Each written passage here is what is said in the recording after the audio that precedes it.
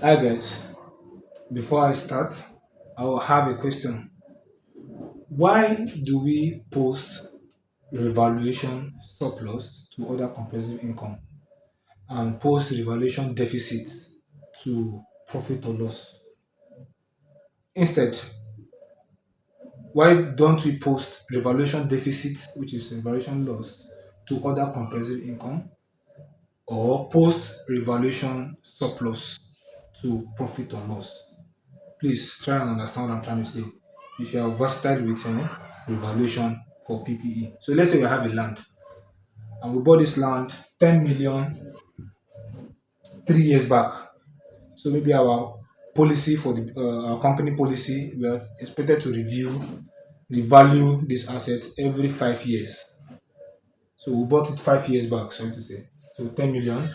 Now this is the fifth year, and we decided to call a valuer. Then we now discover that the asset is now worth 25 million.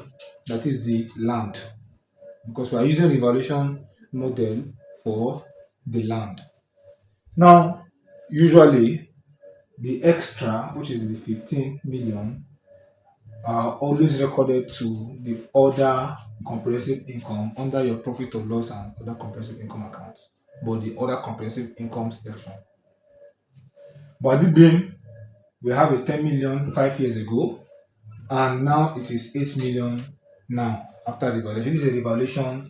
The first one is a surplus, the second one is a loss. So usually surplus, initial surplus are recorded to other comprehensive income. Initial loss are recorded to the P or L. So my question again is, why are we not posting this loss, that the initial loss to OCI, and why are we not posting initial surplus to P and L? The answer is this. So of course it's a question, but this is my own perception, my own point of view, my own POV. If I Yeah, my own point of view. So if you have your own more understanding about that, or a correct reason why that is done, don't forget to drop it on the comment section. We'd like to share this knowledge together for others also to see. Now, there's what they call conservatism concepts. Uh, More or less like the name is what they call prudence. Prudence in accounting, when there is a probable, when it is probable that a gain or revenue will come into a business, when it is probable, it has not, we are not sure, but we are anticipating that this money we are going to receive, this gain or this revenue, we should not, because we don't want to overstate our assets, we don't want to overstate our asset or understate our liability. Because of conservatism, it's better for you not to record it in your P or L when there is a surplus, when there is a gain, when there is a revenue. Probable, you're anticipating probability, but at least maybe you are sure, you are not sure, whichever. As far as you've not received the money, you are not posting that surplus to the POL. Why? Because it is a revaluation. You've not yet realized the money. You've not yet sold that land to realize the money. Anything can happen. So it's better for you not to recognize it in your profit and loss, so that users of your financial statement will not be misled as to how your business is performing. Okay, so it's going to be sitting under comprehensive income. I'm using these concepts. I'm saying this is the reason why. Of course, don't forget to drop your own reason. Uh, on OCI, which will also reflect under the changes in equity under the revaluation surplus. Under the equity, so let's say the 15 million will be here on your profit or loss or other comprehensive income section. Then the corresponding value will be sitting here on the revaluation surplus on your equity. Now, this is revaluation surplus, first time revaluation surplus. The same thing applies to second time, third time, fourth time, but there is a clause. But before we go to that clause, I would want us to go to revaluation deficit. Now, for revaluation deficit, the remember I said 10 million was the initial value, now is 8 million. There's a difference of 2 million, a shortage of 2 million, a loss of 2 million. This same evaluations, this same conservatism concept or prudence says if it is probable that a loss is probable, that it is probable, maybe you are sure, you are not sure, whichever, how the grammar goes. If it is probable that a business is going to incur a loss, it is allowed for you to record it in your profit or loss. So let's say we have a court case. Company A have a court case with company B. If it is proven beyond reasonable doubt, it is probable that it's possible they are going to lose. Company A is going to lose this. What is it called? It's going to lose this court case. Company A should record that value in their P or L, profit or loss account.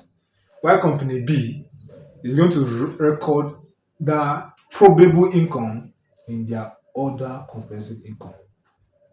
And that is because it's better to show that you are losing than to show that you are winning or you are earning an amount you've not yet received.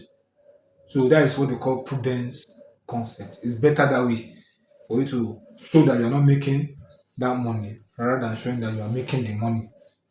Anything can turn out. But it is only when you are realizing that asset, which is the land, that you can now bring it to the profit or loss. So first time recognition of a revaluation surplus and any other time goes to OCI. But when that asset is being sold, has been realized, the amount is going to now come into profit or loss. But in the case of revaluation deficit, in the case of deficit, the initial and also continuous recognition goes to profit or loss. It never goes to revaluation. It never goes to other comprehensive income, right? Now, when does surplus come to, apart from when you realize the asset, when does revaluation surplus come to the profit or loss instead of OCI? So this is, for instance, remember the 2 million we said. So 2 million loss that we've already recorded to P or L, the initial recognitions or continuing recognition. So we have 2 million loss for revaluation deficits or revaluation loss. So it now happened that another 5 years there was a revaluation and there was a revaluation surplus. This is when part of that surplus, if it is enough to cover the loss, is going to go to the loss. So let's say revaluation surplus, I'm going to give 3 scenarios. So let's say revaluation surplus is 1 million, another scenario 2 million, another scenario 3 million.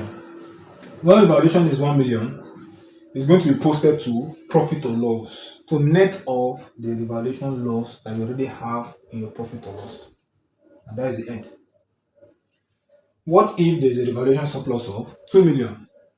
Remember, we have 2 million.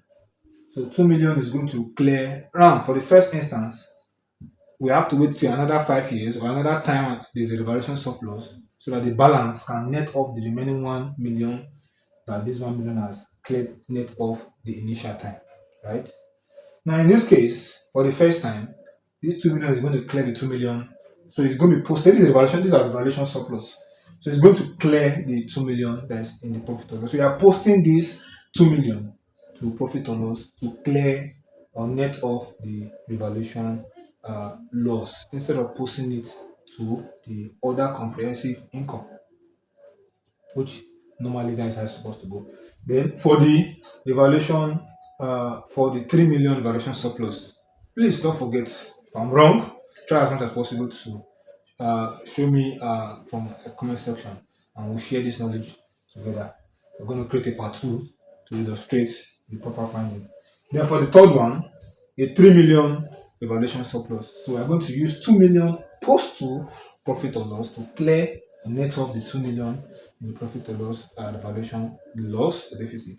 Then the extra 1 million is going to be posted to other comprehensive income. So remember my question: why do we post initial recognition of revaluation surplus to other comprehensive income and not profit or loss? And why do we post revaluation deficit to profit or loss, initial recognition or continuous recognition to profit or loss instead of OCI? So, given all these scenarios we just illustrated now, I believe we we've now gotten the reason why this transaction, based on conservatism and or prudence concept. So it's better to show that you are losing than to show that you are making profits probable, probable, probable.